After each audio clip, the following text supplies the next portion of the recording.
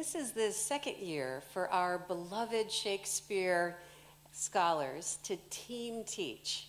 So we've got a double hitter with Hugh Richmond and Philippa Kelly, who I guess are both coming to the microphone. Yeah. Well, I'll try and stick to 90 seconds if I can, which is something of a challenge. This time round, we hope to explore the idea of sequences and sequels and prequels. I think most people are aware of these, like the three parts of Henry VI and Richard III, or the Midsummer Night's Dream, the marriage of Theseus, is the starting point of Two Noble Kinsmen. So we do have a sense that some of the late plays are not fully recognized for what they are. And in this case, I'm interested in exploring Cymbeline, which is, surprisingly enough, the last part of a Roman trilogy, which is almost not regularly recognized. Julius Caesar, of course, leads to Antony and Cleopatra. And the three plays, including Cymbeline, cover the rise and triumph of Octavius, whom we, of course, celebrate as Augustus Caesar with our month of August. And July, of course, is Julius Caesar. So we still keep the kind of reverence for these figures that was felt in the neoclassical cult of the Imperial Roman sort of writing. But in the case of these three plays, I think while one might in the Renaissance expect Shakespeare to be very admiring, in fact he has some reservations, and this is part of what we'll be investigating.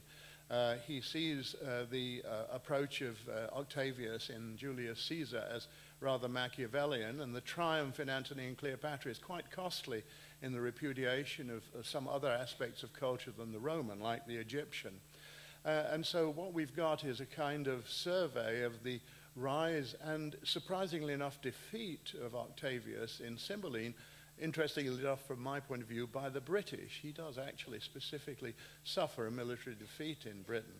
So that's one aspect of the course. But the other thing is, of course, the fascinating figures themselves, like Caesar, Julius Caesar, Brutus, Cassius, Octavius himself, Antony, and above all Cleopatra, who is probably one of the most fascinating figures in the whole of human history. And I think, surprisingly, Shakespeare gains more than most by managing successfully, not so much to invent Cleopatra as transpose her to the stage. And in Cymbeline, we also have a very attractive woman, the figure of Imogen, who is one of Shakespeare's delightful youthful heroines. So this is the kind of exploration we'll be making.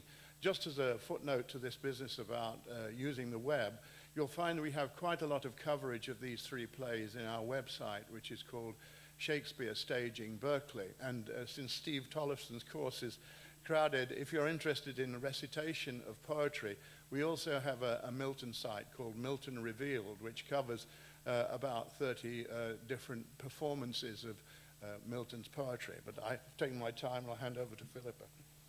Thanks. Thank you, Hugh. I just want to say I absolutely love teaching with this group of people because just the vibrancy, the interest that people have, the fact that they've actually read or seen the plays and want to talk about them. Our time's up, but I will just say I'm so looking forward to seeing whoever can come to our class. If you have Comcast and you don't want to go to Netflix, have a look at, for $2.99 at the moment, you can see Julius Caesar, my favourite version, and that would be a lovely way to prepare for the first part of the course. But I'll leave it here, but just to say it's just an honour to work with you.